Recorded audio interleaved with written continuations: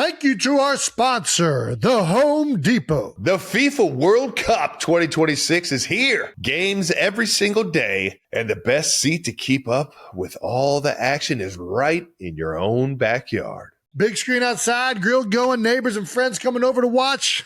Now that's how you host. As an official supporter of the FIFA World Cup 2026, the Home Depot's got what you need to get the backyard match day ready. That's right. Whether it's a projector screen setup, string lights, little patio furniture, the Home Depot will help you make your yard the go-to spot. And with fast, free delivery on over 2 million items, you can focus on setting up the ultimate backyard fan zone instead of making trips to the store. So, as we welcome the world to our backyard, get your home watch party ready with an assist from the Home Depot. To learn more, visit homedepot.com/FIFA World Cup 26. Usually the conversation around here is about football. Today, the topic is gas for one of the sponsors, specifically Mobile Supreme Plus Premium Gasoline. Let's start with the fact that Mobile Supreme Plus Premium is amazing. It keeps engines 3 times cleaner, so engines perform better for better gas mileage. Just ask motorsports legend Shirley Cha-Cha Muldowney. She raced top fuel dragsters in the 70s, so she knows a thing or two about gasoline. She also knows a thing or two about the 70s, so if there are any questions about leisure suits, vinyl, or fondue, fire away. One might wonder why they call her Cha-Cha. Like, is it a family name or a marketing ploy? Or maybe she thought it sounded cool. It's very curious. Getting back to fuel, Shirley and the team highly recommend Mobile Supreme Plus Premium Gas because it keeps engines 3 times cleaner for better performance and gas mileage. By the way, Cha-Cha Muldowney, she drove a pink car. Mobile. Legendary. 3 times cleaner compared to Mobile regular gas and port fuel injected engines. Actual results may vary. Visit mobilefuels.com for details. This podcast is brought to you by Colgate Total. We take oral health as seriously as you take sports. That's why Colgate Total Active Prevention uses advanced technology to help prevent oral health problems like cavities and gingivitis before they start. It's clinically proven to provide 24-hour antibacterial protection with twice daily brushing after 4 weeks of use. So get a winning routine and prevent oral health problems before they start. Shop Colgate Total Active Prevention at a retailer near you. Let's do this podcast. It's the best thing ever. Who doesn't love the podcast? This is my full-time job now, Travis. I don't know if you know that. I know you're still working hard and running routes. Just play golf and talk to you. And I'm making more money than I ever did playing.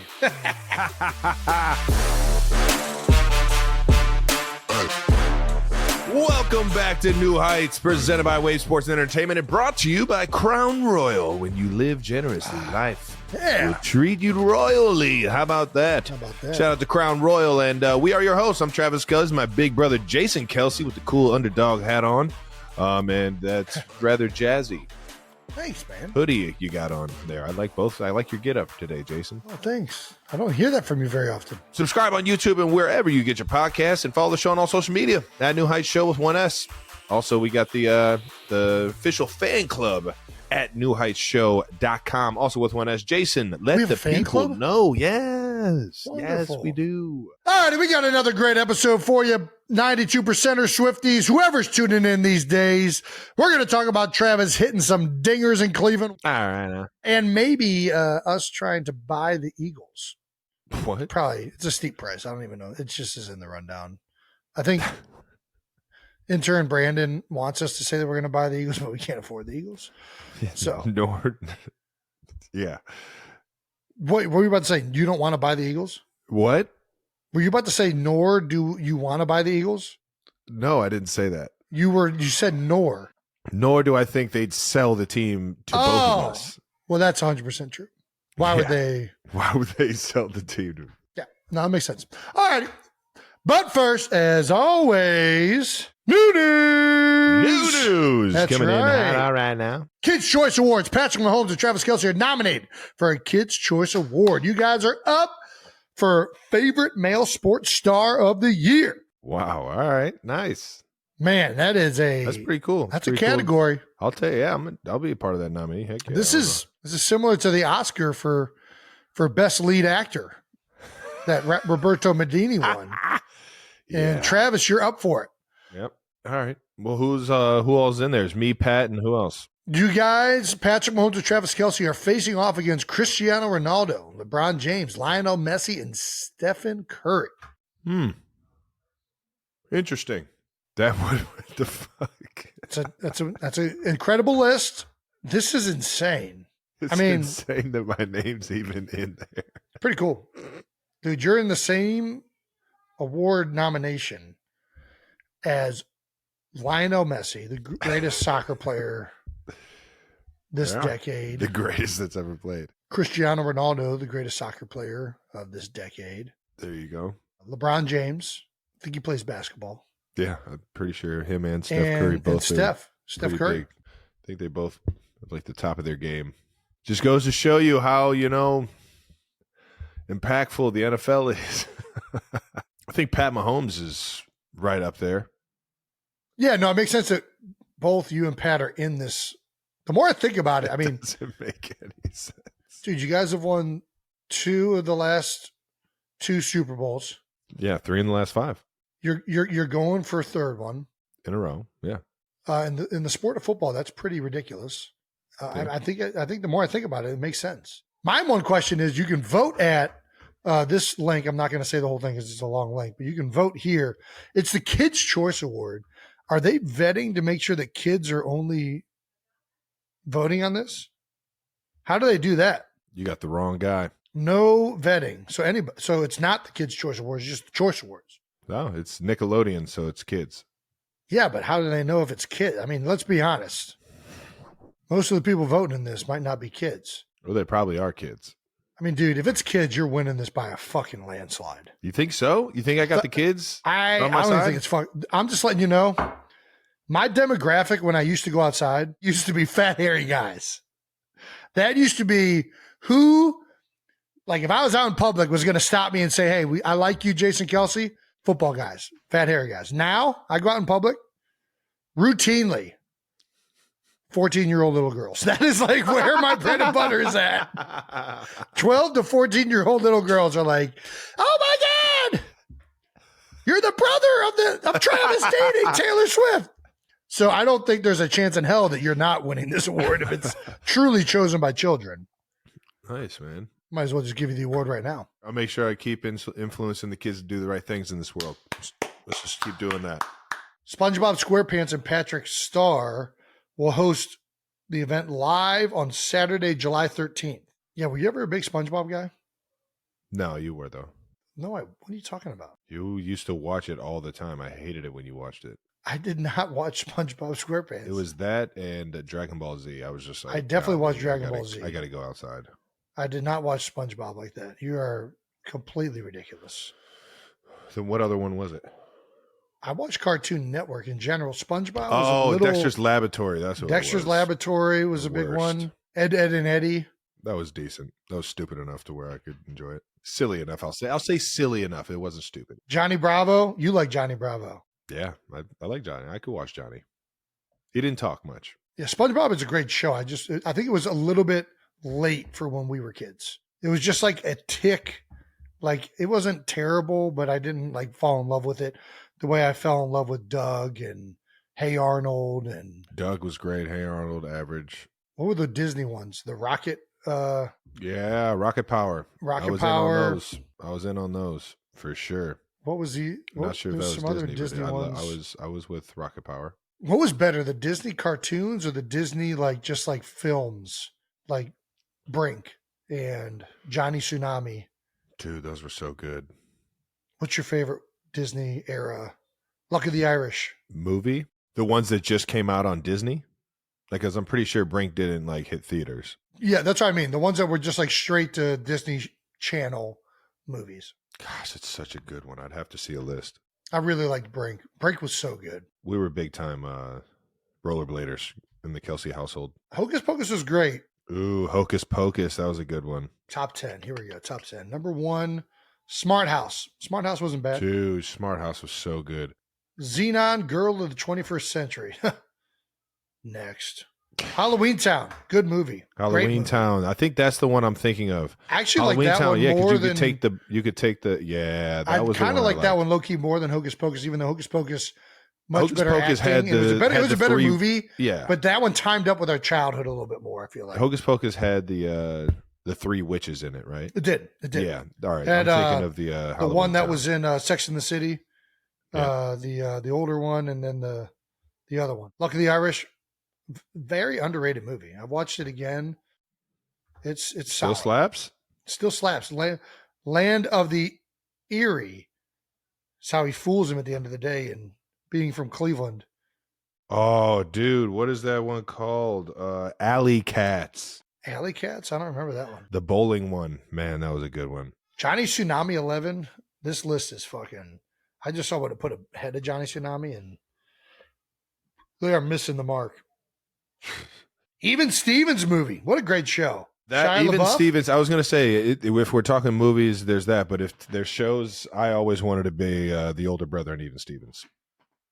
There's an older brother in Eva Stevens?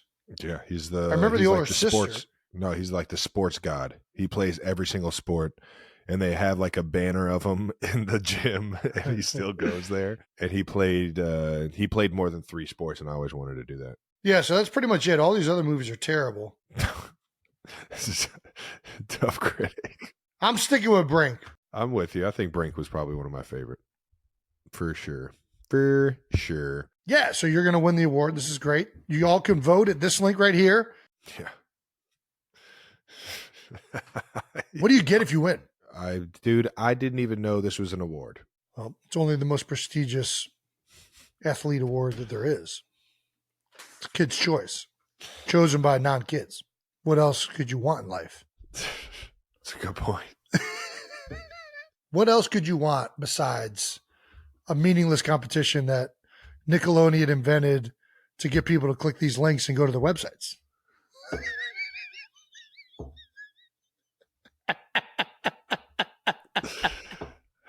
So real.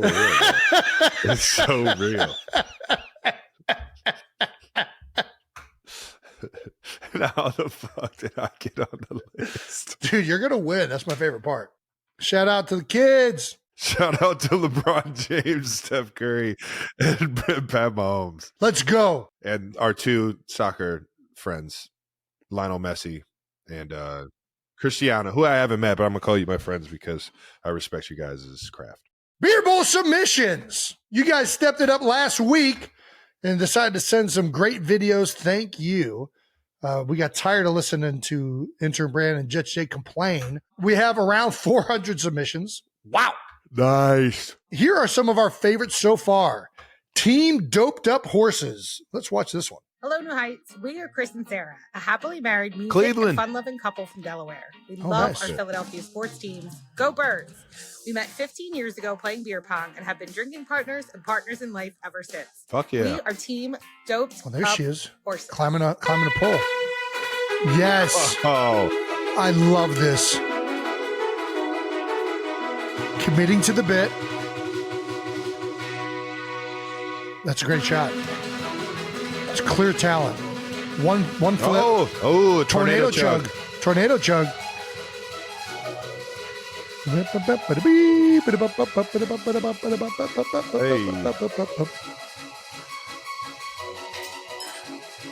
Quarters. Good Quarters. action. Look at this. Quarters is a real talent. Look at these 2 hungry dogs and doped up horses run faster. Damn, that's pretty good. That's fantastic. goddamn good. I'm not gonna lie, that they're in. The only thing I don't like is Team Doped Up. They missed a golden opportunity to just be the Secretariats, but I think they're definitely in. This is going to be a great team. Love them. Second team up, the Booze Brothers. Clearly riffing on the Blues Brothers. Which is another Ed Kelsey Ed favorite. Kelsey classic. Talking about, yeah. Jason, Travis, the 92 percenters. We're the Booze Brothers. Dude, look at their sideburns. They got some hit. compete in beer bowl. Oh, too. they're looking the part, The Trev. Dukes. We're on a mission. From You God. look like John Goodman and Belushi Choose or what? us. Dude. We can raise money for the Penguins and help save the orphanage. We're 106 miles from Sea Isle. We have a full tank of gas, a half case of beer, and we're wearing sunglasses. I'm digging these guys. Hit! Oh, yeah. Oh, yeah. Love this. God, these guys are bringing it. Oh, catch, chug, pour. Well done, Booze Brothers. They made that look light work. I'm loving it. Great theme, great commitment to the bit. You can tell they're going to be a lot of fun. That's what we want. We want fun. We want people that are going to have fun, drink some beers, enjoy the beach. That's what we're looking for. So, we're looking Team for it Doped Up Horses, the Booze Brothers, welcome. Welcome to the Beer Bowl. Yeah, you still have until Friday, June 15th, to get your submissions in. So, if you want to get in and have a chance at winning $50,000, winning the prestigious Golden New Heights Cup, do more videos like that. Yeah, it's that easy. Well done. All righty. Get creative, ladies and gentlemen. Keeping this thing moving. The biggest new news that we've ever given you guys. What's that, Trav? We own a beer brand. Well, we're officially part owners. We don't own the whole thing, but we. It's a good point. We're part owners of a beer brand, and not just any old beer brand. Just the most wonderfully tasting. Am I allowed to show it? Yeah. Can I show it? Yeah. Just go like a quick one. Oh, you have to pause that one to catch that one. I don't think we're allowed to. It can only be on there for like half a second. I think those are the rules. We own that. We wanted to introduce to our 92 percenters that don't already know this beer because it has been out for a while now. It has been. Garage beer. Cincinnati favorite. It is called Garage beer. Why did we do this? Why did we do this? Why wouldn't we do this? I mean, we like beer. We love beer. So let's do beer. We love beer that tastes like beer. Yeah. That isn't like making like a fancy like slogan or like trying to like push you to, have less calories and all that. No, we just if you like good beer, this is a good beer. We like beer that tastes like beer. Yeah. This is a beer that you keep in the garage. And if it's not in your garage, maybe you just take it to your garage where you can bring out the table saw. Because that's always safe. One beer. The fuck you sawing? One beer's not going to pull a finger off. I would advise not going overboard with the table saw, but. Do not drink and saw, ladies and gentlemen. That is not a good combo. Let's say you just need to make one cut, and it's a simple cut. Nope. No complexness to it. No, don't do it. All right, let's avoid the beard around the saws. If you're doing woodworking, let's avoid the beers. Let's postpone the beers till after the wood cutting. Cut the wood, then the beer. Then the beer. That's how it goes. If you don't believe us, which frankly I wouldn't, believe Albert. Yeah. Listen, because our goal, we know we're in this.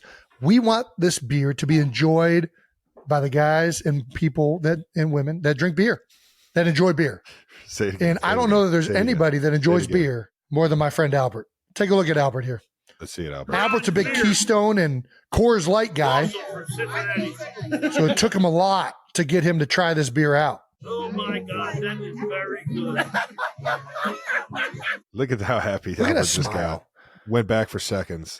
This is my favorite part. Listen, wait for this. Yeah, baby. It's that good? Oh, okay. I'll drink the whole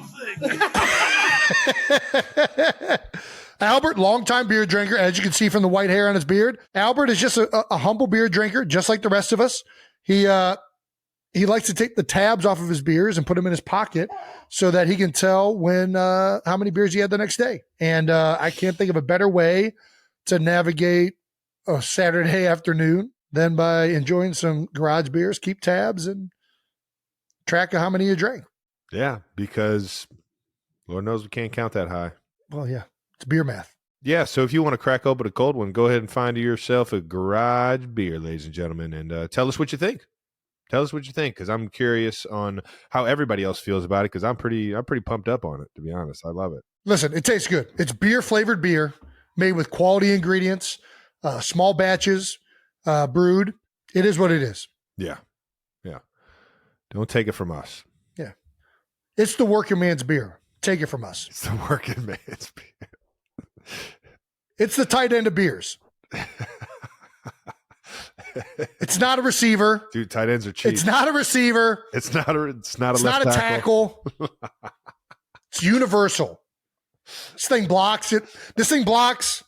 It catches. It throws touchdown passes every once in a while. Hey, now. It can line out wide. It can line in tight. Name a beer that can do all 5 of those. Yeah. Can't. There isn't one. Well, ladies and gentlemen, Garage Beer is officially a beer of the Kelsey household. Everybody involved, seriously, we appreciate you guys letting us be a part of the brand. We're excited for it. And we think that you guys, the 92%ers, should be excited too. And let us know what you think. You're going to like it. You're going to like it so much. You're going to drink the whole thing. And I think this is my cue to put Benny to sleep. All right, now let's get to some fan mentions of the week. What do we got, Trev? The nation is still talking about Jason's hygiene. Oh, no, not Jason's hygiene. A dermatologist has officially weighed in from Morning on Merritt Street show. Morning on Merritt? Okay, what did they say? What did he say? Let's see it. Or he or she? Jason Kelsey's statements, true or false? Should we only be washing hot spots, or are our feet part of a routine? Well, first of all, thank you for having me Yeah. here. As I was showering this morning, I looked down and I thought, am I going to wash my feet this morning? And yes, I absolutely did wash my feet. Okay. God damn it, However, doctor. Jason, Kelsey, you are actually correct. You don't always have to wash every part of your body. And no, I'm not actually supported or funded by Big Soap, Jason, as well. So I'm with you. All right, yeah. I think that's a win. It's exactly where I was before I watched the video. I think that Travis is not moved. it's all the same. It's all the same. It's your preference, is what he said. If you want to have, But he did say, Non- I just want to be clear, he did say that cleansed hot feet spots, and- I want to say verbatim. At one point he said, Jason Kelsey is correct. he did. I think that happened in the I video. didn't hear anything Dermatologist- other than that. That's what I heard. I think I just didn't need to listen to Dr. Furberg after anything else after that. I think I don't believe that Dr. Furberg said he washed his feet. I don't believe him. I think he just said that because he was on national television and he's afraid of being shamed. I do believe that he admitted. I do believe that he admitted that I'm correct in that you don't need to wash vigorously every single inch of you your don't body. have to even wash your ass. There's people out here that don't do it. No, you do need It to wash is your what it ass. is. Nope. No, That's a hot spot. Gotta Whatever, wash your ass. whatever floats your boat finds the That's how lost it remote. works. Yeah, That's how you get jungle rot, not washing your butt. That's how you This get is that. true. Okay. This is true, but some You need people to aren't wash your moved by butt. jungle You need rot. to wash your taint. You need to. You need to watch. You need to, but if you're not, don't feel weird about it. Just do your thing. No, wash it. Wash your ass with soap. But outside of that, there's no need for it. I'm just like, if you want to wash it, you can.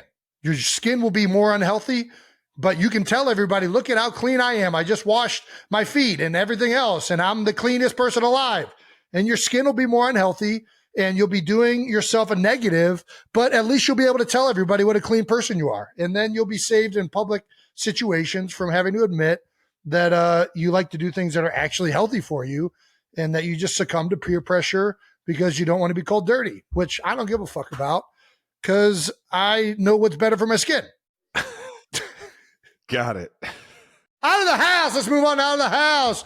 Travis went back to Cleveland to hit some dingers. The 216, baby. Some dingers. He stopped by David Njoku. Njoku's celebrity softball game and faced off against fellow Ohio native and former teammate Kareem Hunt in the home run derby. Who would have thought Cleveland's finest would have been out there hitting dingers? You know? Travis won the home run derby 11-10 over, don't tell me, Warrensville Heights native Kareem Hunt. No, Close. It was a W. Willoughby South. Oh, he went to Willoughby South. I went to Warrensville. Okay.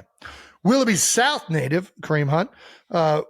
When's the last time you swung a bat, Trav? I'll tell you what. The last time I swung a bat, well, obviously I've played in like celebrity softball games before, but I actually got in the cage against John Lester right before COVID. John Lester. John Lester, Cy Young winner. John Lester got in the Never cage. trust a against guy him. with two first names. You can trust him to win you a Super Bowl. You can trust him to win you a World Series. All right, fair enough. He was throwing a complete game in the cage against what looked like some guys that were making their way onto the team, or kind of like AAA, AA guys trying to make the team in spring training. Okay. Yeah, they said that I could get in there if I wanted to and get in a bat. And I was like, what? Are you kidding me? Not just like him throw me a fastball. Like actually like he's working on his pitches. Nice. And he's working on his like endurance and everything to get ready for the season. Like he's actually playing, he's throwing an actual game, right? I didn't even see the first fastball go past me. And this is winner. Yeah. So it was, I mean, and then I started to lock in. The second fastball went by, completely missed it. Strike two. Threw me a curveball, didn't get over the plate. Got lucky with that one. Threw me a cutter the next. I'm thinking it's still got to be off pitch, right? Threw me a cutter, foul tipped it. Foul tip. Hey, you got a piece of it. Foul tip. Yep. Felt like that's big. It was. Yeah, it was. I was thinking. I'm on it now. Yeah. He didn't let me get fucking bat on the ball. I'm on it now. Cutter again, swung right over the top. 5 pitches. Back to the dugout. See you later. Beat it. Yeah. I just said, hey, thank you, Mr. Lester, for appreciate the opportunity, blessing me with this memory that I'll have forever. Thank you. So that was really the last time I had a bat in my hand. And then, yeah, I mean, there's nothing easier than hitting a softball. So I was just hitting those things out of the park, baby. Well, you say that, but I don't know. I tried a home run derby. Did not fare nearly this well. 11 home runs is a lot of home runs. How many outs did you get? 10? No, they did it with time. So I got 30 seconds. You hit 11 home runs in 30 seconds. 30 and then a timeout. So it was a minute. So 30 and 30. Yeah. Dude, that's a lot of home runs in a minute. Well done. It was fun, man. It was fun. And Chief Njoku doing some great stuff around the Cleveland area. Obviously, the tight end for the Cleveland Browns. Love that. Absolutely killed it last year. He's been slowly becoming one of the top premier tight ends in the league. And last year, him and Joey Flacco, man, they were connecting all over the field for some big time touchdowns and big time gains. And it was just really fun to see him take off last year and to just take his game to the next level. He's a good player, very good player. So shout out to David and everybody that was involved. There were a lot of Cleveland ties that were running the entire softball game. And, I'm appreciative that I got the invite. It's always good to get back in front of Cleveland. Well, they gave you a big ass trophy here for winning the home run derby. Big ass trophy. Very nice trophy. Yep. You also at one point had a trident. What's this? Yes. So in the actual game, the Lake Erie Captains, what do you call it? Mascot. I'm not quite sure what it is. I don't think there was a mascot back when I was going to the games. Yeah, I see the mascot in the background of this photo. Yeah. It looks kind of like a seagull. Yeah, I think it's a play on like they're the captains of the sea and like that Zeus type deal, because isn't Zeus like Zeus is the sea? No, Poseidon is the god of the sea. Poseidon. But Poseidon is not a black seagull. Yeah, you're right. I have no idea what the situation is. Okay, Jason. perfect. Okay, awesome. Just asking questions. I mean, it's a cool looking trident. Yeah, and he handed it to me when I hit a home run in the actual game. He handed it to me as I was rounding third. Can we talk about you as a baseball player for a second? A lot of people don't know this, but Travis was a very skilled multi-athlete. Everybody knows about your basketball playing ability. We've talked about that on the show and how you had offers to play at multiple universities basketball in college. But what people don't know is that you are a very talented baseball player. And the New Heights team has dug up an old article from The Athletic that actually went into detail on your baseball era that had some great quotes. So we're going to say them right now. On Travis is a Major League Baseball prospect, per coach Michael Bricker. Who the hell is Michael Bricker? Can you tell us that, Travis? Yes, Michael Bricker was my he was the head coach for the Champions. This is the wood and bat league you did in college? This is the wood and bat league in my college years. When I got suspended, I wanted to keep the competitive juices going. So and I didn't know if I was going to play football again. So I was like, well, maybe plan B is baseball. I could really swing the bat. Well, you did the wood and bat league, having not played baseball in 2 years. Yeah. And Coach Michael Bricker said Kelsey could have been another Kirk Gibson had he stayed in baseball. It's pretty cool. It's a hell of a quote right there. Yeah. Kirk Gibson could have been a good receiver, tight end type guy. I think they both chose good career paths. Okay, I think you're right on that one, Coach Michael Bricker. Can Major League Baseball players play in the NFL? Absolutely not. Do you want to weigh in on this? Is that necessary? I think so, yes. Travis. Dude, athletes are athletes. Don't look at baseball players like they're all fucking Babe Ruth, okay? Just out of shape fucking guys. Travis. Right? I promise you, Jason, walk up to Aaron Judge and you tell me whether or not he'd be able to play football. I don't need to walk up to him. He ain't playing football. What?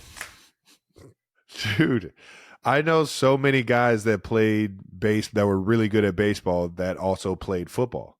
Yeah, I agree. There are a lot of football players that are also good at baseball. But there's no baseball players that could play in the NFL. No. Gosh. I just don't think there's a chance. Why? What do you think? What do you think's the big reason? Not tough enough? I mean, that's one part of it. Bo Jackson, Deion Sanders, either one of those two come to mind? Yeah, they were football players that could play baseball. I'm not negating that NFL players couldn't play in Major League Baseball. But what's the difference between their skill set in baseball? I mean, maybe Kenny Lofton. Dude, if you never got Tommy John, you could have played in the MLB. Again, football players could play Major League Baseball. I'm not negating but that. Maybe that's just the path that they wanted to do. They didn't like football. Maybe they didn't like it. That's kind of why I'm saying they would never be able to play. If I would have stopped playing football at that point and I would have just started playing baseball because it was an easier path for me, would you be saying that I couldn't play football? I see what you're saying. No, it's a great argument, and it's a fair argument. I do think that there are some Major League Baseball players that potentially could have played in the NFL. Dude, you're trying to tell me right now that Randy Johnson couldn't have been a good quarterback? Yeah, maybe. I mean, he threw sidearms, so it might have come out a little funky, but no, dude, it was just a whip. That thing was he threw sidearm a little bit. He threw a little sidearm. He was pretty skinny though. The big unit was a lot of dick and bones. Wasn't a lot of meat. He was ribs and dick.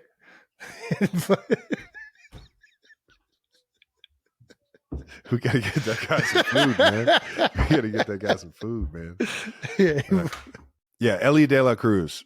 Dude, just go and type in Ellie De La Cruz highlights. All right, listen, you've talked me into it. I'll watch Ellie De La Cruz. Dude, he's like the biggest, fastest, like just fearless dude I've seen on the baseball field. He's 6'5", 200 pounds, Travis. Dude, I'm telling you, just watch him. Is he playing receiver? What's he playing at 6'5", 200? He's definitely playing receiver. He's that fast. Dude, he is flying. He's flying like it looks like he's as fast as Deion Sanders running around the bases. That's fair. I will take back my statement. There are definitely Major League Baseball players that can play in the NFL. I just think if we're making a blanket statement. That was a bold statement. Deion Sanders was really, really fast. I don't know if he's that fast, but he is fucking flying, dude. I believe you. There's been some really fast baseball players. Oh my gosh, big boy, fielders. Prince Fielder? Prince Fielder's going to play in the NFL. Where's he playing? He's got nose guard. I don't know. Dude, he can move. We're talking. Yeah. Big boy can move. Yep. I don't know where we're going with this. Back to Travis. Was there ever a point where you almost pursued baseball instead of other sports? We've talked about this. Yeah, we just talked about that. Yeah. It was always something in the back of my mind that I knew like I had a chance at if I like wanted to give it a run.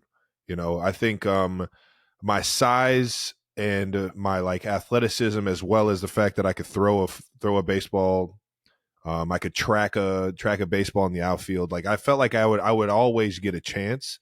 So it was always in the back of my mind that I had that as like a plan B, which is why I tried to, play in 2010 when I got kicked out of school or when I got kicked off the team for a little bit. I was always just kind of like keeping that alive in a sense. Sure. It was just, baseball is such a slow game to me. And I really, really enjoyed baseball when I had a fun team to be around, when I had good guys, and like some of the all-star teams that I was on, I couldn't find just the love for the game like I had in basketball or I had in football or even in hockey and lacrosse. I just knew that it was fun with the teams that I had been on. And that I had a chance, or at least I had interest from scouts and colleges that were looking at me to play. So it was like, all right, this is an option if I want to go there. But for the most part, I've always loved other sports more. But I will say this: in playoff baseball, Woo! Sign me up, It's baby. exciting. I'll buy a ticket right now. All right, let me ask you this. You've played all 4 major sports in the United States. You grew up playing hockey. Yep. Grew up playing basketball. Yep. Grew up playing baseball. Grew up playing football. Yep.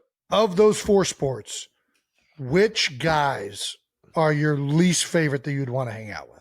God damn it, Jason. That is such an unfair question. It's a very fair question. It's so I don't know how that is an unfair question.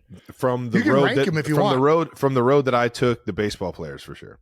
But at the same time, the baseball players. Every other sport was just so much more team oriented. It wasn't just like, oh, my success on the 100%. team. And I don't know. To, I feel like a lot of the baseball players were very to themselves. The baseball players were very to themselves. I was a guy that I was like, man, I want to be on the team. I don't want to just come to practice. Like, I want to hang out after practice and like just be around the guys and have some fun with my teammates. I want to build some chemistry. So when I step on the fucking diamond, I'm having fun with it. You know what I mean?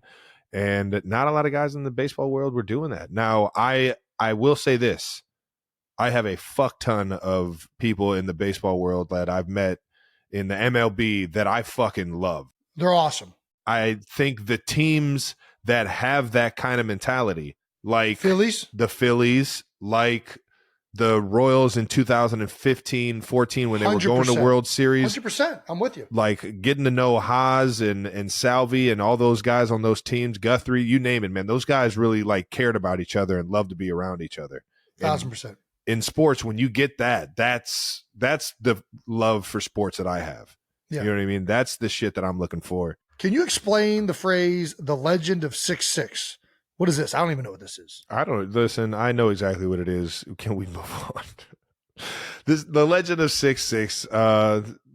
Long story short, I didn't always play baseball in high school. I was ineligible my first 2 years. Third year, I was trying my hardest to get my SAT scores to match my grade average in school so that I would be eligible to receive a scholarship in college.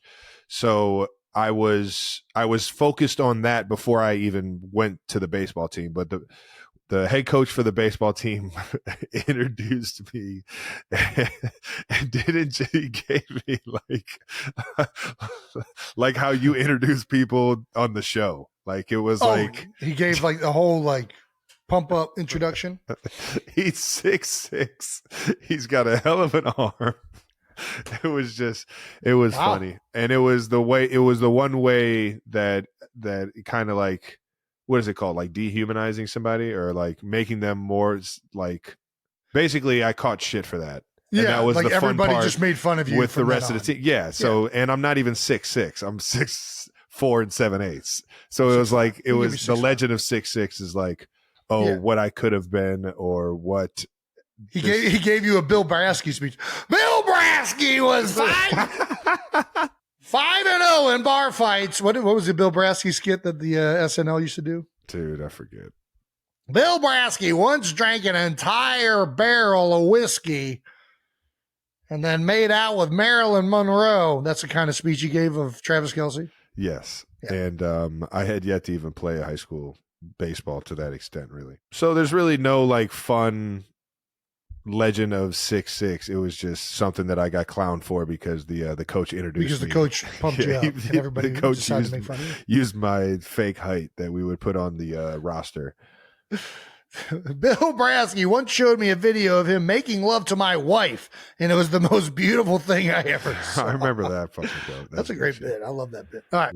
Yeah, let's talk about this story about a high school game. In a game against rival Beechwood, I would not call Beechwood a rival, but in a game against Beechwood, Kelce came in as the closer. Cleveland Heights was up by 2 runs, but Kelce was especially wild that day. He issued 3 walks, gave up a double. The bases were loaded in a tie game when Kelce plunked the opposing batter hard. Dude. Knobloch. Is this Evan Knobloch giving this? Yeah, Ev Nobby. Yeah. Right in the neck. Cake eater, baby. Knobloch said. It's a terrible story. The winning run scored. Kelce walked off the field, took his glove, and hurled it over the fence. above the third base dugout. The glove sailed into the stands on the nearby football field. Mm-hmm. I mean, I'd be pretty sore after that one, too, if I just walked 3 batters and then hit somebody to lose the game. Here's the real story. The real story is my guy, Michael Johnson. Michael Johnson. Michael Johnson. Yep. Shout out to the, I always call it the Colony. Shout out to Tavco. We call it the Colony. Used to be the Colony. Nobody knows about this. This is all Cleveland love right here. This is the kids that we went to high school with and just the city that we grew up in. Yep. Michael Johnson was pitching an unbelievable game, had given up maybe one decent hit up to this point, and he should have 1,000% finished the game. Coach put me into close, and I didn't even feel comfortable about going out on the mound. I am not a pitcher. I could hum it in high school, probably low 90s. You're being modest. You could hit 94. You could hit 94. I had no idea where this shit was going. Absolutely no control. I'm pretty sure I sometimes used to close my eyes when I threw it just so I could throw it harder. That's what I did on that last pitch. I threw a fucking 2-seam fastball and the thing just rose right into the kid's neck. He got hit, fell on the floor. He sold it. I fucking caught it, dude. That part was electric. Everything else was just pure misery. Oh gosh. So, yeah, I lost us the game. I threw my glove. I then threw the trash can on the floor, acting like a sore loser. And, that was not my proudest moment. And, of course, all my friends love to make sure they tell that story to everybody because that's what friends do. Knobloch said, I'm running in from left field, and I have an obscured view. All I see is 2 legs sticking out of the dugout. Kelsey had tried to throw the trash can, flipped, fell over, and bruised his ribs. It was like one of the huge tin can, like metal trash cans that are come up to waist high or some shit. Yeah, they make a fire of it. And I threw it on the ground, but when I did that, I had metal cleats on, slipped on the cement that was in the dugout. And it was my proudest moment, and that's when I knew I should play football. Yeah, so Barry Egan is quoted in The Athletic as saying, Travis Kelce is the poorest and sorest loser I've ever been around. Or if you read that, no, that's not a good thing. No, it's a good thing.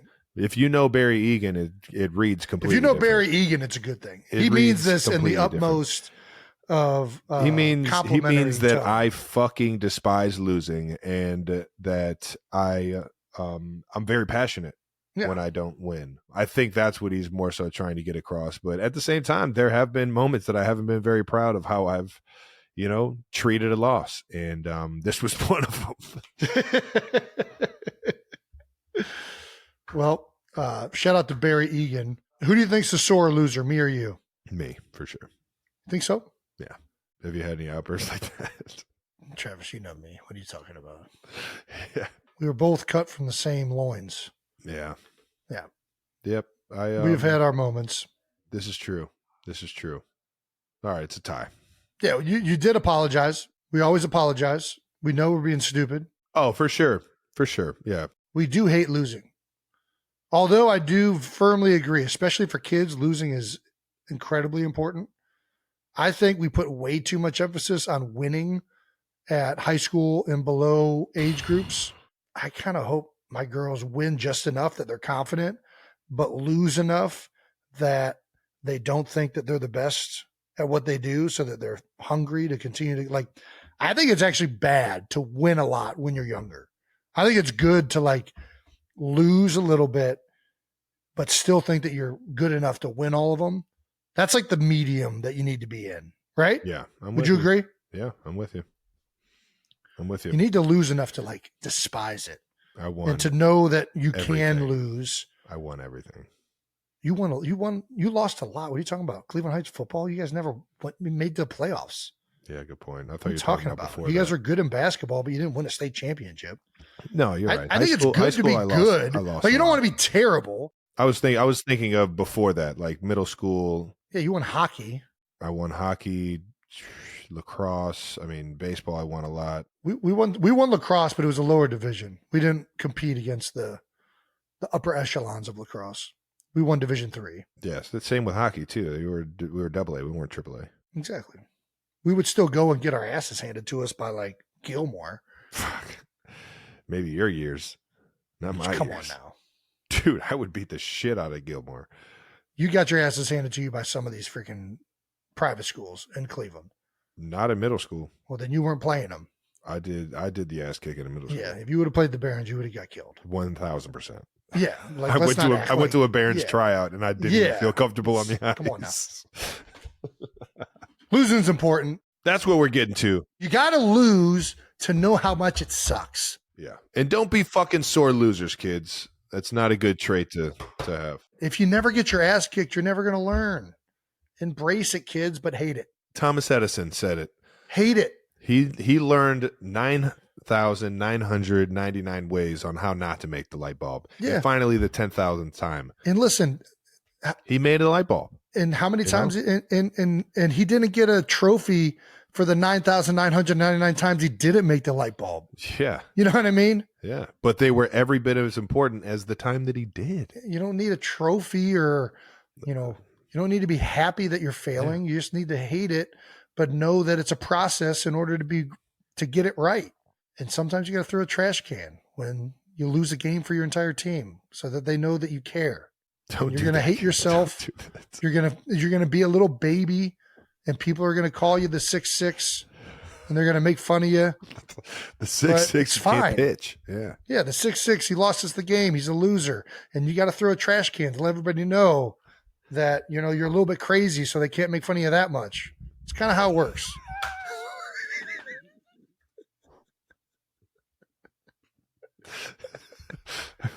Way to bring it back. Way to bring it back. All right, now here on our little NFL news, ladies and gentlemen. NFL news. Not new news, NFL news. We are 40 minutes into the show. We are 40 minutes into the show from what you guys have done. But me and Jason, we've been fucking around all day on this goddamn computer and microphone. So let's jump into some actual football news and talk about what you guys probably are here to listen about. Yeah, we're in mandatory minicamp starts this week for the Kansas City Chiefs. So nice. I'll be in KC all week having some fun. We just did the amazing media day today, which was so much fun. It's the best. I got told to stand there and look over my shoulder and point at my nameplate on the back of my jersey. I cannot. That's the best, dude. It's the best. It's all about me. What is it about getting older that you like? Picture you just day, realize how worst. much of that shit they're actually not going to use, and you're just like, this is so fucking silly. It's just a waste of time. Yeah. Like, just take pictures from the games, use them. Like, what are we doing? Yeah, well, I'll do it for the in-house people because I know them on a personal level. But honestly, all the extra production stuff, I'm just kind of like, no. I will see you guys later. And I got some side eyes, but it is what it is. I feel like doing that every single year for the same networks, doing the exact same thing, and it's just I'm too stubborn. I'm old. I'm just an old, angry veteran at this point. I am. What was his name? Roy Kent off of Ted Lasso. I am just fucking. Don't miss me with all the fucking extra shit. I just hate photo. Dude, I hate somebody telling me what to do. Oh, I cannot stand like it's the worst. Oh, why, you want to flex? I'm like, no, I don't want to flex. No. Just take the fucking photo. I'll do what I'm willing to do. Take the photo. Can you not just take photos while we're standing around? I am out on posing for photos. I feel bad for the guys that have to do this. They're you know what I mean? Like they're coming into a fucking hornet's nest to just angry vets that don't fucking want to do this shit. I know. They're great people. They're wonderful. They're just doing their job. I'm not even just talking about football. I'm talking like I can't. Yeah, no, I hear you. Yeah, you're right. But I feel there was a point where I felt bad and I was just like, all right, let's just hurry up and get this thing over with. Come on. What else do I need to do? All right, stand here, turn over my right shoulder and fucking smile and point the camera. Got it. I'll do it. I'm getting. I don't know why. I don't want to. I want to get off this subject because if like you're not a part of it, it's gonna sound like an asshole. We sound like assholes right now. I don't know what to tell you. Maybe it's because we've done them so much. Do people like doing photo shoots? I mean, maybe. I know rookies a lot of times like them. I mean, yeah, you first come in and it's like, yeah, it's fun. It's fun stuff. You're finally there. You're doing bright-eyed, bushy-tailed. Yeah, you're doing all the photos and the NFL the stuff NFL. and yeah, all that. Yeah, you're just happy to be there. Yeah. And now it's like, Jesus Christ, just fucking take the picture. can we just get out? Can I go to it? I'd rather sit here and watch film than fucking do this. I'd rather play baseball. Mandatory mini camp is the rest of the week. So we got 3 mandatory days where we get to compete, baby. We get to go up against the number 1 defense in the National Football League, baby. Was it the number 1? It was either was Baltimore number 1 or were you guys number 1? They were fucking. It was 1 or 2. Either way. I know my defense They're won real the Super Bowl. Yeah, I know they won the Super Bowl. That's so fair. They're damn good. We get to, I guess, do a full practice. So we'll be out there in about 2 hours, 2.5 hours, whatever it is. Flying around for a few days, have a red zone day and a conditioning test on Thursday, and get out of town until the season starts back up in July. Mini camps, you guys still do 11 on 11, or you guys strictly 7 on 7? No, we do it all. We do it all. Yeah, we're under Andy Reid's supervision. We're doing it all, baby. Fair enough. Yeah, mini camps are fun. I mean, it's always fun for me. I get to go out there and compete. Let's do it. I'm in. Go out there, run around. We got some plays that we got to get some good looks on. What kind of plays are they running? Is it mostly passing? None of your motherfucking business, son. All right, fair enough. Fair enough. The Eagles are for sale. What? Next bit of NFL news. I know, shocking. Jeffrey Lurie is supposedly exploring a sale of a minority stake in the Philadelphia Eagles. Oh, minority. All right. Trav, should we try and buy some of it? You can't. You're playing. I would rather try and buy the Chiefs or be a minority stake owner in the Chiefs. Because I don't know that it matters how much a minority stake it is. I don't think we can afford it. It's a good point. It's a very good point. You know, I would definitely try and maybe leverage just there's no leverage. What are we doing? There is nothing. And also you can't be I don't think you can like call a game or do anything like that because the whole Tom Brady thing, he wanted to have minority stake in the Raiders and it like messed with his like TV deal. TV deals? Yeah. Listen, I'll back out of the TV deal right now if you tell me I can own the Philadelphia Eagles. What? No way. Come on now. Are you kidding me? No way. Get to be an owner? That's like another level. Can you name the other 9 most valuable NFL franchises? The 9? There's 9 others? Well, obviously, okay. Let's see if we can do this. Should we write it down or should we just start listing them? You can go on the hand. Dallas Cowboys. Yep. New York Giants, New York Jets, San Francisco. I don't need to correct. I know when I'm correct. I'll let you know when I need you saying correct, Brandon. So did I say it again? So it was Dallas? So Dallas is number 1. Both New York teams are going to be up there because they're New York. San Francisco. Yep. I would assume Washington is also up there. No. Because the NFC, I'm telling you, dude, the NFC East is like a clean sweep. It's crazy how the NFC East is up there. There's no way. I'm just letting you know. I'm going to say Steelers are up there. Patriots. Rooney's got the Steelers up there. Green Bay's got to be up there. Green Bay might be. Steelers are not. Wow. You got to think about like their market.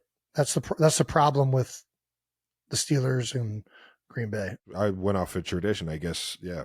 All right. I would say are the Rams valuable just because they're in LA? Rams. That's correct, according to intern Brandon. There's one more team. No, not Miami. What team could we be missing? Is it it's the in Chiefs? A major market. The Is Bears? it Chiefs? Did the Chiefs get in there? The Chiefs might be. No. Bears. Chicago's a big city. Yeah, it is Bears. Nice. Boom. Cool. That was fun. Well, friend of the show, Rob McElhenney, might have already put in an offer. Rob, can we get in on this? What do I got to do? Stop trying to tie me in. This is you. You're going to tell me you're going to turn it down. Yes. You get an opportunity to be an owner of an NFL team. You're going to say no? Yes. Why? Because I want to broadcast when I'm done playing.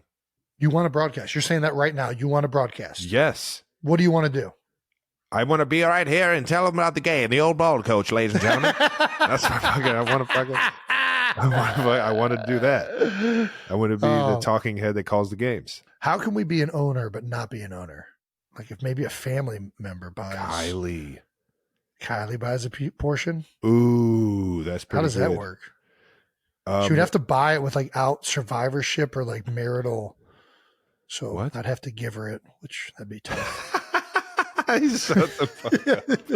God damn it. Kylie didn't sign up for that. That was fucked up. No. You set up a shell company. NFL probably doesn't do their kind of research on that kind of stuff, do. right? 1,000% they do. It's too much money not to be doing the research. I don't think it's ever going to happen. So it's fun to think about, though. Yeah. All right. You know, like when you go on Zillow and just look at houses that you can't afford. Oh, it's my favorite thing to do. It's every day. I feel like that's kind of what we're doing right now. Yeah. All right. Well, let's say it. What team would you want to own if it wasn't the Eagles or Chiefs? Well, what team? I mean, the Browns probably. Yeah, if we're Browns. taking You gotta out go the Browns. Browns, all like personal connections, what team would I want to own? Yeah. What team can Jason own? Well, we could all just own Green. We could just own Green Bay right now. All you got to do is buy stock. That's one of the things I love about Green Bay is that they're a publicly traded football team. I wouldn't want to be West Coast. I might go Bears. I like the Bears. Steelers is a good organization. Bengals. We got to take out the Bengals too, just because Cincinnati. Yeah. Bengals are out. Yep. Anything with personal connections. Yep. I'd buy the Jacksonville Jaguars and relocate them to London. Now I'm in. Boom. Now I'm in. Jesus, that'd be awesome, man. Owning a team in different country, that'd be sweet. Duval County is going to hate us. What major league franchise would you want to be most would want to own? NFL, NBA, NHL, or Major League Baseball? I feel like I'm too not taking into account business, just like which one selfishly would you want to be an owner of? I mean, hockey's the only one that's appealing. Right? NHL would just be so fun. NBA, you got to deal with load management. You got to deal with, I mean, there's a whole bunch of just nonsense. Yeah. Major League Baseball would be fun. I feel like there's the most, like, Moneyball has made Major League Baseball a lot of fun because there's like a lot of that analytics side of like doing that stuff. I wouldn't want to do all that. If I was an owner, I feel like I would just want to be there to like have fun. I wouldn't want to like have to deal with Moneyball and like stats. You don't want to do all that? I don't want to fucking. That's too much for me. I don't want to deal with all that shit. Feels like soccer, but I feel like everybody's buying a soccer team these days. Yeah, I don't think I'm in on soccer. I was for a second. Fun. I wanted to be a part of the Columbus Crew. I mean, I might still do it. I'm not gonna lie, I might still do it, but that'd be pretty cool. I do think NHL would be the most fun. All right.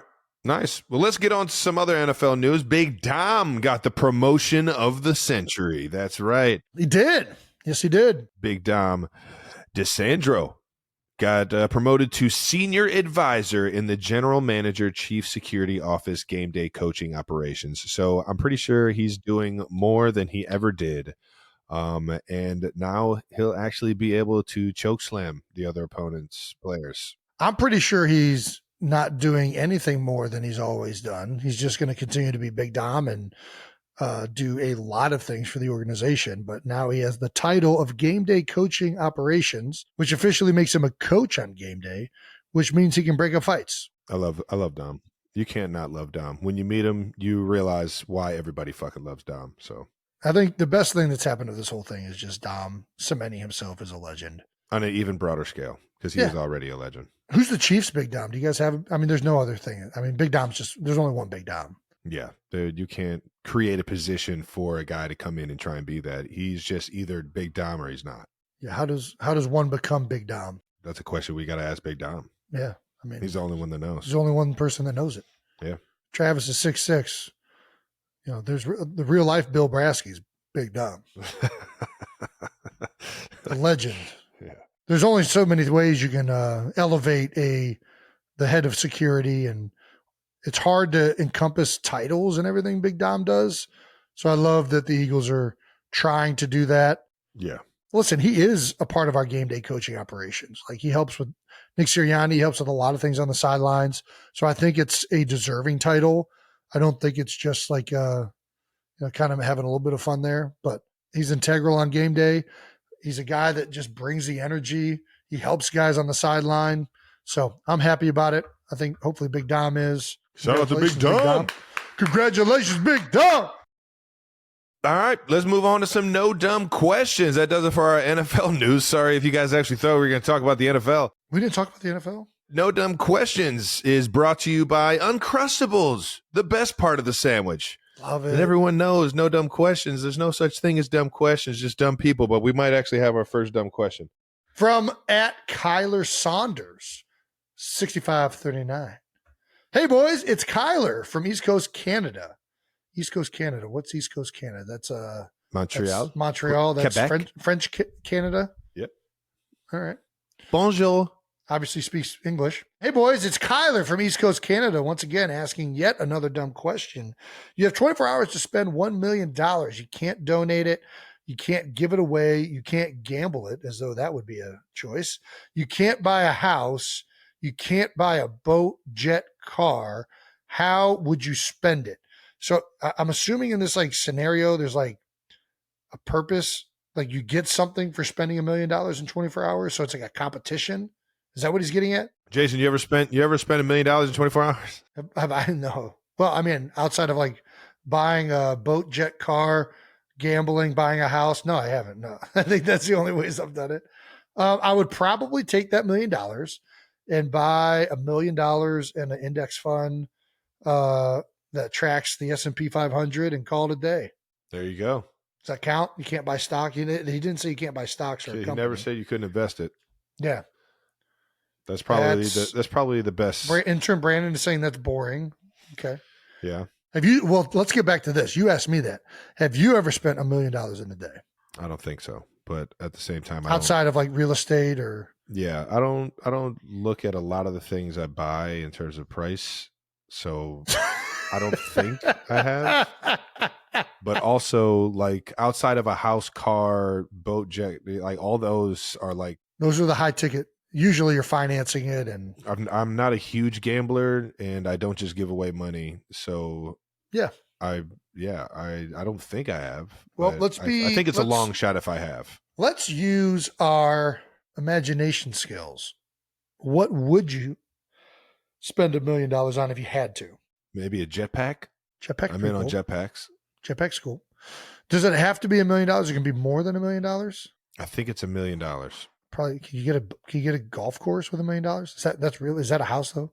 Is that kind of real estate? Yeah, I think that's really cheap for a golf course. You could buy like a really nice piece of art or maybe some sports memorabilia. Ooh, yeah, maybe a Otis Wagner card or something like that. Yeah, maybe a few watches. Some watches. Watches seem to appreciate. Yeah, that would be another. Those would be wise investments. Art, watches. What's another? Gold. Gold bars. Yeah. Buried in the backyard. Ooh, that'd be sweet. That'd be pretty cool. Freaking gold bars. What's National Lampoon's Cousin Eddie? Yeah, Cousin Eddie. Worked for him. What would be a stupid way to spend $1 million? I don't know. Go party or something. I don't know. Yeah, that'd be dumb. Kind of fun though. Yeah, probably be an epic party. You would have to party with like a fuck ton of people though, and buy like some for $1 million. You could probably get some incredible artists to come to your party and put on a hell of a show. Ooh, yeah, there you go. Ooh, would you throw a music festival? Well, then you're making money on it. So you're investing the money and hopefully you're making it on the back end. Who you haven't played at the music festival? You already do this. Kelsey Jam. Who are you talking about? That's a good point. Yeah, man, that shit's so much fun, man. $1 million. I'm going to try and get Willie Nelson. I don't want any accompanying band. I don't want any accompanying band. I want Willie Nelson. You might be able to get Willie Nelson for like a couple $100,000. Well, I'm going to give him $1 million because he deserves it. Okay. And I just want him and Trigger. I don't want anybody else. All right. And some garage beer. Nailed that one. I think this might be our first dumbest question in the world. $1 million right now. Just got to spend it. That was a sweet question. Nice question. If I had $1 million, I would spend it on investing in Uncrustables, the best part of the sandwich, and that is what's brought to you. You could use that $1 million to buy up all the Uncrustables in like a specific area, like a geographic location. You could make a shortage on families that like need Uncrustables for their kids, and then you can buy that for $1 million, and you can upcharge it. This is how shorting works. Then you sell it, maybe the Uncrustables, it's like $1 an Uncrustable, But now that you own all the Uncrustables, people are panicking for these kids' lunches. You start selling them for $2. And because there's a national shortage. Like this isn't the content that the 92%ers signed up for. All right, fair enough. All right. Yeah. That does it for No Dumb Questions, brought to you by Uncrustables. Uncrustables, the best part of the sandwich. Teach Tape time. That's right. Another segment of Teach Tape is about to happen now. This week, we're breaking down a play from Super Bowl 57. 3rd and 2. Blitz coming. Hurts in deep trouble. Gets away. Throws across his body. Incomplete. What inspired this play to be talked about, my man Michael Collins, former caddy, and also fellow podcaster. Hey, Michael asked me at the Eagles Autism Foundation golf outing this week if I had one mulligan that I could take on my career, what would it be? Ooh. This is the play. This is the play that I think about when I think about Super Bowl 57 and ones that I would like back that Travis ended up winning. So this is 3rd and 2, late in the game, 4th quarter. Chiefs are up. We are going, and hopefully if we convert here, going down to score. We end up running a protection that is a play action protection. The tight end is going to slice back. His responsibility in this protection is actually the inside linebacker to the right, Nick Bolton. The line's offensive responsibility is the 4-down lineman, and the back is responsible coast to coast, 4-4. Spags ends up drawing up a saw blitz. Ironically, and I don't know if it was a formational check that Spags wanted in this game, but he ran this exact same pressure on this exact same play action earlier in the game. And we ended up being, we didn't end up picking it up because the tight end and back both went to the nickel. So the Mike, when he green dogged around late, ended up getting a hit on Jalen and kind of forcing an off-target pass down the field. So I recognize that the same blitz is happening, and in order to try and correct it, I end up taking the line's responsibility now to the Mike.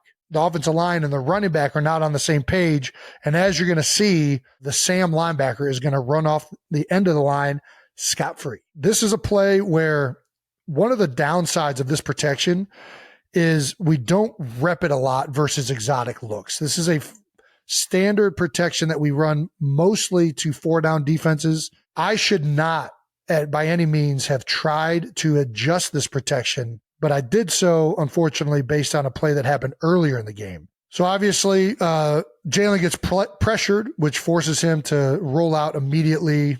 Incomplete. We have to punt. Really, this is the drive where the Chiefs really took up a full touchdown lead on us. All right, just to kind of clarify some stuff for the average fan that really doesn't know what 4-down and the Mike, the Sam, the Will all are. So Sam and Will backers are the outside of the 3 backers. The Mike backer is called the middle backer. That's my guy 32, Nick Bolton, right there. So Jason's saying that initially the play call was the offensive line has the 4 defensive linemen, so the guys that have their hand in the ground for the Chiefs, and the outside backer on this cut, the right side. Correct, 50 on the end of the line of scrimmage. He starts off the end of the line of scrimmage, but he ends up walking on. So the saw blitz is both outside linebackers on the line of scrimmage blitzing, which then the defensive line will all kind of slant in so that all gaps are assigned, and it becomes kind of like an overload of just pressure from the outside in. I think the other reason this could have been in is because typically the 3 technique lines up to the tight end. And in order to get a double team on Chris Jones, you would want the offensive line run selling in the direction of the tight end instead of the tight end being on the backside of the play action. What's ironic here is that Chris Jones, both times he ran this protection, was not on the front side, which ended up being a harder block for Isaac Seumalo on the backside. And Spags we trust.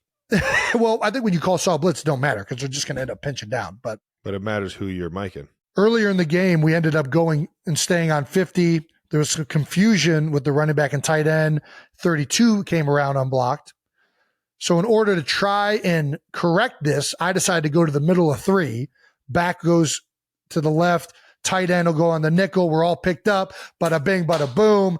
The only problem is we've never repped that, and I tried to pull that out in the biggest moment of the Super Bowl and hope that everybody's going to be on the same page, which we clearly weren't. And it was unfair to Kenny to put him in that situation because they probably talked about this exact same blitz on their side of the bench and talked about, hey, you got the nickel tight end, you stay on the mic. And that's the way it's going to be picked up. So these are the type of adjustments. This is the unfortunate side of trying to do too much. And this is the mulligan of my career that I would love back. Who knows what would have happened afterwards? But I know that this was a big part of the game. Do you have anything else to add, Trav? Do you think that was a good one? Yeah, I mean, they're all good to learn from. I hate that you put that much, thought on one play of a game. I mean, obviously we all have our the what do you call it? The times that we don't have success that we wish we had back, and maybe not that we regret, but the big game like that, big moment in the game like that play was. I understand how you could think about that more than others, but at the same time, that was a hell of a game and it could have gone either way there at the end. No doubt. But yeah, I think it was a good play to learn from. And it's always, you want to be your best, when the team needs it the most. And I think that, you had maybe we're a step further along than some of the other guys in terms of understanding that, protection and understanding that it was a saw blitz and where guys should have gone. But at the same time, yeah, man, it's way easier to be Monday morning quarterback and say this is what we should have did and all that. Yeah, no question. But in the heat of the game, I don't. Who's to say that was the right or wrong decision, man? Yeah, the problem is when you're going up against exotic looks, what I try and do is picking up blitzes is to resort to base protections, and that play doesn't really have a base protection. Like when you're running some of these run play actions, they resort to 74-75 or protections that how to pick up all of these exotics to. This play didn't really have that. So it would have ended up being better if I wouldn't have tried to adjust it. But because of what happened previously in the game, I tried to adjust it. But in general, 7-man protection, 4 down, you want to go to the middle of 3. Let the back go here. The tight end blocks out over here. That's where my brain went because that's kind of the root of 7-man protection. But this is it's just a different play. It's a one-off. So whatever. It's unfortunate. It's the mulligan play I wish I had back because if I wouldn't have changed anything, we probably convert that 3rd down. Trav, what about you? Do you have a mulligan play? Do I have a mulligan play? One play you wish you had back. Why did I say back? One play you wish you had back. There were a fucking. We all have mulligan games. Shit. I wish I would have fucking played better in the COVID Bowl, the 2020 Super Bowl against the Tampa Bay Buccaneers, and I wish I would have played better that game. That entire game, there were opportunities for me to make plays that I didn't make. Early on, I dropped the 3rd down conversion where Pat put it bread and butter. I'd had to make a catch. Getting double teamed, but I should have made the fucking catch. And that would have been a huge momentum boost for us. Man, there's so many plays from early on in my career. Man, the play that I got knocked out against Tennessee. I wish I would have had that play back, and I would have went about it a different way so that I didn't get knocked out. I think the second half would be a completely different game if I'm able to be a part of that game. Let alone, getting knocked out. Fuck. Who wants to get knocked out? I'd love to get a mulligan on that one. Dude, there's so many. And I don't know. I learned from them. There's a lot of mulligans we would take, is the bottom line. Yeah, especially me. Fuck. I watch film and I'm not happy with what I see. And I don't know why. I've always had that mentality, but I've always focused on how I could do things better. Instead of like, man, that was actually one of my best plays of my life. If it's a good play, I just kind of like, all right, fine, I'm good. I did my fucking job. It's almost like it's expected. Hey, I did what I was supposed to do. I did what I was supposed to do. And then I go on to the next play and I'm like, man, I'm a fucking turd. Yeah. God damn it. Why did I go in with that kind of leverage? Or why didn't I use my hands more on that block? Or why didn't I use a bigger move or get off the ball faster on this route? There's so many things that go through your mind when you're watching film. And for me, the majority of them are negative or ways that I could do things better. Yeah. And I mean, I just always had that mentality. So when it comes to a mulligan, man, I want every fucking play that I don't do my job. Yeah, give me that. Give me a mulligan on that fucking play. I'm with you. I definitely think about it the same way. The good plays are what are expected. It's the ones that don't go well that you want back, and that you think about more. I guess that's why we're sore losers. Fuck. There you go. The whole world knows I fucked that play up. You're the greatest to ever do it, son. Don't you forget it. I've had a lot of good ones. That one wasn't good. All right. Raise a glass. Finally, we mentioned a few weeks ago we were partnering with Crown Royal to shine a light on the most generous 92%ers because Crown Royal believes that when you live generously, life will treat you royally. We're still blown away by all the submissions you 92%ers have been sending us and everything you're doing. But it's time to raise a glass to this week's Royal 92%er. Who we got? Tanya Morrow. How about that? Okay, Tanya. What's Tanya up to? Well, from Tanya's friend Jamie, who nominated Tanya. Tanya is one of our high school English teachers and also our head softball coach.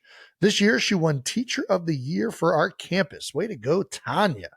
In addition to her paid job, she also volunteers for our staff engagement committee, which has the sole purpose of bringing joy to other teachers. She is a part of our safety and security committee as well. There we go. Okay. Safety and security engagement committee. I see you, Tanya. Okay, Tanya. All sorts of extracurriculars. Tanya is also a city council member for the city of Hazlet. Wow, Texas. Okay. She is often the voice of reason and always does what is best for the people in the community. Tanya, I'm loving everything Jamie's saying about you. You are nailing this girl. In her free time, she takes her dachshund. You have a dachshund? Oh my God, they're adorable. Louis all around the state and races him. Tanya is an amazing person who does for people and never asks for anything in return. Also, she is the only Eagles fan other than me in a sea of Cowboys fans. And for that alone, she deserves to be recognized. Tanya! Gosh, dang it, Jamie, I agree. Teachers don't get enough credit. Am I right, Trav? But, I mean, there's no question. Matter of fact, if I got $1 million back to that dumb question, I'd fund a foundation to make sure that the teachers get more credit and more pay and just more recognition. And God damn, this is more, great. Why didn't we think about this earlier? I love it. I love this. Dachshund races. I got to see this. And I want to see how Louis handles it. Have you ever do you know what a dachshund is? No, but I did used to love watching those dog competitions on ESPN back in the day. Dachshunds are wiener dogs, another popular name for them. Yeah. So sweet. I can only imagine dachshund races where their little feet are just. Yeah. Dachshunds can hit speeds of up to 15 to 20 miles an hour. No chance. Not a chance. I'm not buying that. No way. There's no way a dachshund is beating me in a race. No way. And I can't run 15 to 20 miles an hour at this point. I can hit 15. I can hit 15. I ain't hitting 20 though. There's no way you're hitting 15 miles an hour. I'll fucking put that GPS on right now. You're out of your mind. I'm definitely hitting 15. I hit 18, 19 routinely, but 20 is a little high. Intern Brandon said that's what Google said. Well, you can't believe everything you read on Google. Yeah, honestly, I don't believe the majority of what I read on Google. That's probably a good way to go about life. If you'd like to join Crown Royal and raise a glass to our generous 92%er over the age of 21 in your community, send an email to newheightsshow@gmail.com. Include the nominee's date of birth, social account, and mailing address. A reminder, as I just said, they must be 21 plus to enter. Keep sending your submissions in. We love giving shout outs and attention to the people that deserve it and maybe haven't gotten the amount of credit that is owed to them. And proud to shed a light and raise a glass to Tanya this week. There we go, Tanya. Yay! There we go, Tanya. All righty, that wraps up another episode of New Heights. Make sure you subscribe on YouTube to the New Heights channel so you know when all the new episodes are coming out. We'll be back with a new episode next week. Listen and subscribe wherever you get your podcasts. Once again, New Heights is presented by Wave Sports and Entertainment and brought to you by Crown Royal. When you live generously, life will treat you royally. Follow the show on all social media at New Heights Show with 1S. And thanks to our production and crew, we're going to need you for this one. Boy, yes, we are. Fuck. And to our 92%ers, sorry you had to listen to that. We'll see you guys next week. I'm kidding. To our 92%ers, we love you guys. Peace.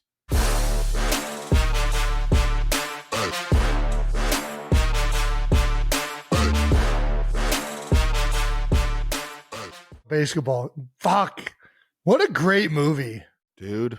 We need to do a live show where we actually do a full-on live basketball fucking game. With the beers. Come on. With the beers? Matt Stone and Trey Parker? Dude, if they're willing. I was just saying the beers as in like garage beer, but yeah. Well, they can be the beers sponsored by Garage Beer. There you go. I would psych the fuck out of Trey Parker.